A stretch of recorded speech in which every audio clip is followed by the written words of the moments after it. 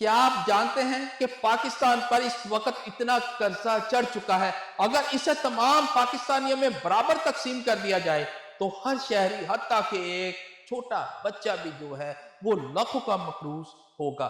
آخر یہ قرضہ کب شروع ہوا؟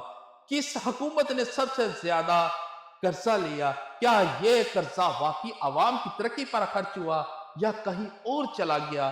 سب سے بڑا سوال، کیا پاکستان کبھی اس قرضے کے بوجھ سے آزاد ہوگا یا آنے والی نسلیں بھی یہی قرضہ اتارتی رہے گی؟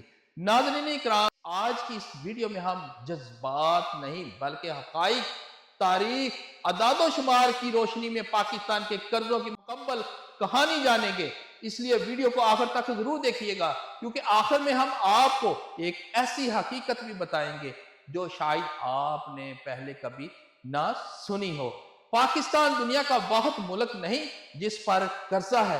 پاکستان کے علاوہ دنیا کے تقریباً تمام ممالک کسی نہ کسی حد تک اندرونی برونی قرضہ لیتے رہتے ہیں، لیکن اصل فرق اس بات سے پڑتا ہے کہ قرضہ کس مقصد کے لیے لیا گیا، کہاں خرچ ہوا، اور کیا اس ملک کی معیشت مضبوط ہوئی یا مزید کمزور۔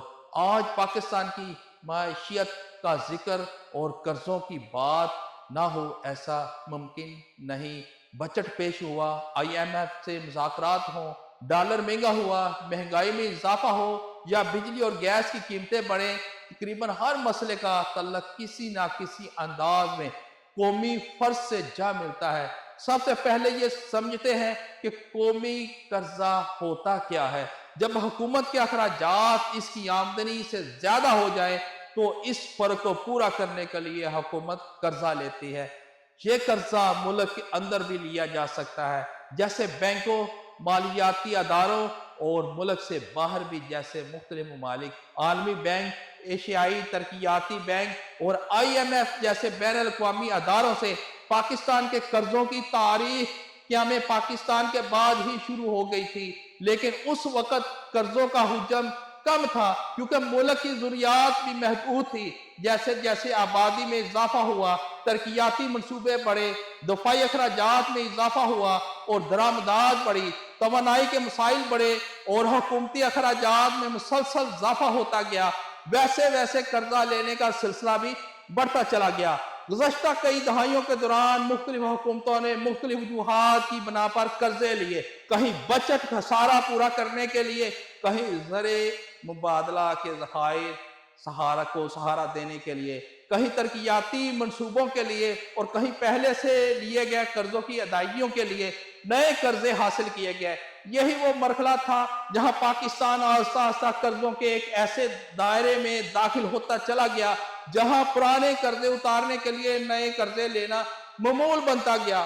ماہرین معاشیات کہتے ہیں کہ قرضہ لینا بذات خود کوئی بڑی چیز نہیں، اگر اس لیے ایسے منصوبے بنائے جائیں جو مستقبل میں روزگار پیدا کریں، برآمدات بڑھائیں، صنعت کو مضبوط کریں، معیشت کو اپنے پاؤں پر کھڑا کریں۔ لیکن اگر قرضے کا بڑا حصہ صرف حکومتی اخراجات، درآمدات یا پرانے قرضوں کی قسطوں پر ادا میں خرچ ہونے لگے تو پھر معیشت پر دباؤ بڑھنا شروع ہو جاتا ہے۔